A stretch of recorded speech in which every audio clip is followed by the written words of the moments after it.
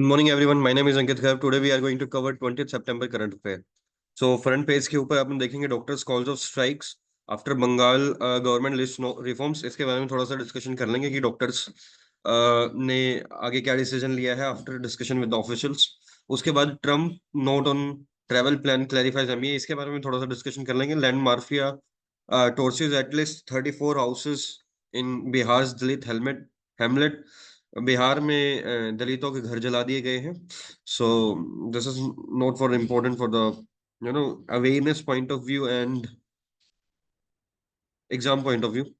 और India terms Pannun case baseless after US court issues summons. आपको पता है पन्नुम खालिस्तानी प्रो बंदा है, तो उसने इंडियन गवर्नमेंट के अगेंस्ट एलिगेशंस लगाए हुए थे। तो उसके बाद इंडिया गवर्नमेंट ने अपना कंफर्म किया कि ऐसा यूएस ने कोई भी समन नहीं जारी किया, और ये सब कुछ पन्नुम जो है बेसलेस चीजें डिस्कशन करता है या स्टेट करता है। People of Jammu and Kashmir have written a new chapter of history. Prime minister में बेसिकली अच्छी खासी वोट परसेंटेज आया, तो उसके बारे में है। तो this is also not an important.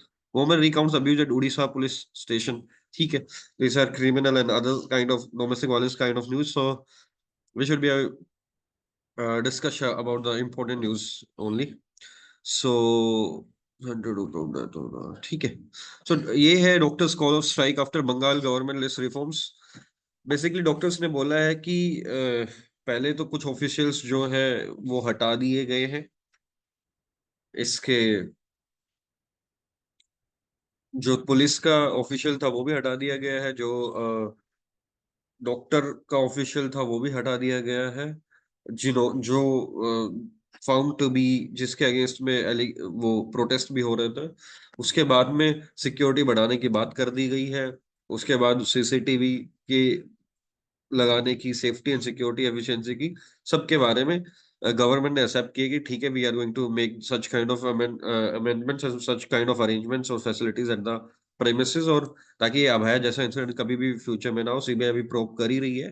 तो अब फाइनली 40 दिन की जो ये थी, क्या कहते हैं, स्ट्राइक थी, वो कॉल ऑफ कर दी गई है। और अभी इन्होंने, क्या कहते हैं, इमरजेंसी सर्विसेज सबसे पहले स्टार्ट करेंगे, उसके बाद बाकी सर्विसेज स्टार्ट करेंगे। उसके बाद मिनिस्ट्री ऑफ एक्सटर्नल अफेयर ने क्लैरिफाई किया है कि भाई जो 3 दिन की विजिट है मोदी जी की क्वाड समिट के लिए, उसमें वो अभी तक तो कोई लिस्ट नहीं है ट्रम्प का। और ट्रम्प का लिस्ट होगा भी क्यों, क्योंकि he is not acting president at this moment. अभी तो मिस्टर बाइडन ही है, उनके साथ ही मिलेंगे। It's just a propaganda just to promote Trump by itself in the election campaign. So clarify कर दिया कि ये ऐसी चीज नहीं है। तो might be and there are also less chances कि ट्रम्प नहीं विन करे, because he is just playing with the US population and they they might realise it. So अभी चांसेस कम ही है, तो अगर जीत जाएंगे तो मिल लेंगे, उसमें क्या। उसके बाद India abstains from voting on UNGA resolution against Israel occupation. Basically क्या है, यूनाइटेड नेशन जनरल असेंबली के सामने इंटरनेशनल कोर्ट ऑफ जस्टिस ने एक प्रपोजल रखा कि भाई इजराइल को वेकेट कर देना चाहिए जो भी पैलेस्टीनियन टेरिटरीज ऑक्यूपाई की है। तो उस केसेस में 181 कंट्रीज प्रेजेंट थे, उसमें से 124 ने फेवर किया कि हाँ भाई इसराइल को वापस ले लेना चाहिए, बट 43 नेशन ने अब्सटेन किया अपने आप को कोई भी कोई भी डिसीजन लेने के मामले में। उसमें इंडिया भी एक था, और इंडिया ने बोला हमारा ज्वाइंट एफर्ट ये होना चाहिए, should be directed towards bring the two sides closer, not drive them further apart. We should strive towards building bridges, not further divides them. So India के अंदर ये था, बट अभी इंडिया ने क्या है कि मैं आगे न्यूज डिस्कशन करूंगा, इसराइल ने कुछ इनिशियली जब वेपन्स मांगे थे, काइनेटिक वेपन्स मांगे थे उन्होंने, सो वो देने से मना कर दिया था। तो उसके बेसिस पे स्टेन तो यही है, बट इंडिया हमेशा पीस की तरफ रहती है, डिप्लोमेटिक रहती है, डायलॉग्स के बेसिस पे करती है, वॉर को कभी भी प्रमोट नहीं करती, और पीस को ही करती है। तो वो सारी चीजों में है, बट हाँ इंडिया ने स्टेन लिया कि वो कोई डिसीजन नहीं मेकिंग में नहीं है। इंडिया टू के policy stand not to supply arms sale to Israel. India ने ना इसराइल को दिया, ना ही रशिया को दिया, ना यूक्रेन को दिया, ना ही किसी को दिया वार के टाइम पे। और इसमें कुछ लोगों ने रिपोर्ट किया कि यूरोप को इंडिया वेपन सप्लाई कर रहा है। बेसिकली जो है फॉर्मली न्यूट्रल है, और काइनेटिक इक्विपमेंट जो है वो यूरोप को सप्लाई करता है, यूरोप आगे यूक्रेन को सेल करता है। बट इंडिया ने अपना जस्टिफिकेशन, और ये कह रहे हैं उन्होंने कोई जस्टिफिकेशन भी नहीं दिया, बट इंडिया ने अभी अपना जस्टिफिकेशन दिया है कि वो, उनका ना टू पार्टी एग्रीमेंट है, ऐसा नहीं है कि वो थर्ड पार्टी को आगे किसी से सेल सेल कर सकते हैं, तो इसलिए एज सच कोई ऐसी पॉलिसी ब्रीच नहीं हुआ। और they they do not promote any one kind of things, और उनकी कहीं पे कोई ऐसी चीजें नहीं गई है। White revolution 2.0 to empower women fight malnutrition, Amit Shah. Basically क्या है, अभी अपनी 660 लाख लीटर पर डे की कैपेसिटी की अपन प्रोड्यूस करते हैं, और हम चाह रहे हैं कि 1 लाख मीटर लीटर्स हो जाए। तो अमित शाह जी ने ये बोला है कि भाई ठीक है, इसमें हम जो वुमेन इनके फील्ड में है उनको डायरेक्ट अपना बैंक अकाउंट में जाएगा, तो उनका फाइनेंशियल इंक्लूजन हो जाएगा, उनकी इनकम बढ़ जाएगी, और अर्न ये भी एक अर्निंग सोर्स बन जाएगा, और ये फाइनेंशियल सिस्टम में भी आ जाएंगे, and these these will uplift the women as well. So he said the government has prepared a joint proposal of 2 lakh primary agricultural cooperative society dairy and fishery cooperative, and sent it across the country, and all the states have accepted it. He said once PACs are registered, there will not be a single panchayat without a PACs dairy or fisheries cooperative society. तो वो होंगी उनके उनके यहाँ पे association होएगा तो इनके अपलिफ्टमेंट होएगा, और वाइट रेवोल्यूशन 2.0 भी हो जाएगा, क्योंकि अपनी कैपेसिटीज, प्रोडक्शन कैपेसिटी बढ़ जाएगी। अभी INB information and broadcasting minister Ashwini Vaishnaw ने बोला है कि एनिमेशन और VFX जो है वो 5 लाख जॉब्स क्रिएट करेंगे, और animation, visual effects, gaming, comics, extended reality to set up the center will have the potential to create about 5 lakh jobs. Films like RRR, Bahubali, Lion King, and Avatar have demonstrated the immense potential of the animation technology. तो इसके basis पे in government भी अपने platform create करी है जहाँ पे लोगों को एम्प्लॉयमेंट क्रिएट देश के। अभी आपको पता था, कल भी अपन ने डिस्कशन किया था कि लेबनान के अंदर जो पेजर्स थे और वॉकी टॉकीज थे वो ब्लास्ट हो गए थे, और उसके बेसिस पे 30 प्लस पीपल की जान भी चली गई, 300 प्लस पीपल इंजर्ड भी हो गए थे, 20 मोर डेड एंड 450 इंजर्ड। और उसमें क्या था कि इसमें ओवरऑल इंस्टेंस ये है, लेबनान ने बोला है कि ये इसराइल की कॉन्स्पिरेसी है, और जो बोला है कि ये ताइवान, बट इसराइल ने भी एक अच्छा दिमाग लगाया था, बेसिकली हंगरी से इन्होंने लेबनान में भेजे थे और ब्रांडिंग कर दी थी ताइवान की, बट ताइवान ने अपना स्टेटमेंट दी कि हमने कोई सच कोई शिपमेंट नहीं की है, तो वो एक फोर्ज करके और उसकी ताइवान का स्टिकर लगा के हंगरी ने लेबनान में भेजा, और उसके बाद वो सारी चीजें हुई, और फाइनली यहाँ पे ब्लास्ट हुआ और ऐसी चीजें हुई, फिर अभी इसने इसराइल को एक्यूज किया। जर्मनी ने 400 मिलियन यूरो की और मिलिट्री असिस्टेंस देने का वादा किया है यूक्रेन को। अभी तक के 7.5 बिलियन यूरो की असिस्टेंस मिल चुकी है इनको।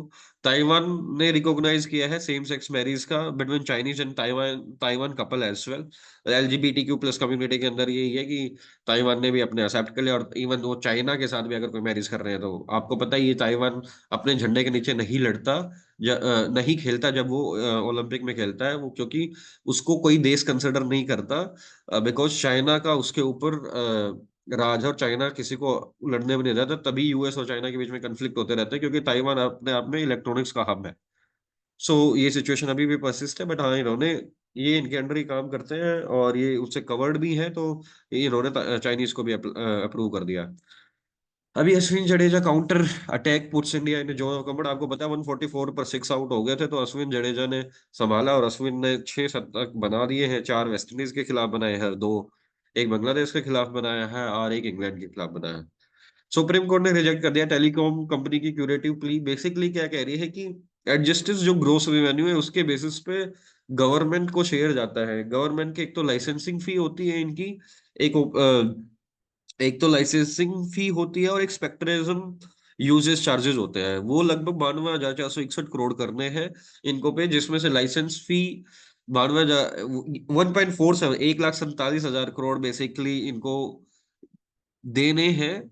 बट उसमें से जो 92,461 करोड़ है वो लाइसेंस फी है, 55,000 करोड़ है वो स्पेक्ट्रम यूजर्स फी है। उसमें वीआई का प्ली ये था वोडाफोन आइडिया का कि भाई हमारा जो एडजस्टेड ग्रोस रिवेन्यू है उसके अंदर हमारी जो दूसरी सोर्सेज से इनकम है उसको कैलकुलेट ना किया जाए, ताकि हम कम लायबल हो पेमेंट्स के। बट वही सुप्रीम कोर्ट ने रिजेक्ट कर दिया, तो उसके बाद इसका शेयर्स भी टम्बल कर गया, 20% गिर गया है।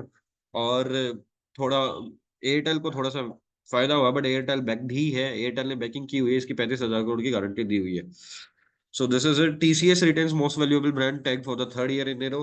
टीसीएस जिसकी वैल्यूएशन है $49.7 बिलियन, 16% अप हुआ है। एयरटेल 33% अप हुआ है। एसबीआई 24% अप हुआ है। ये टॉप 5 ब्रांड्स है, टीसीएस, एचडीएफसी, एयरटेल, इन्फोसिस।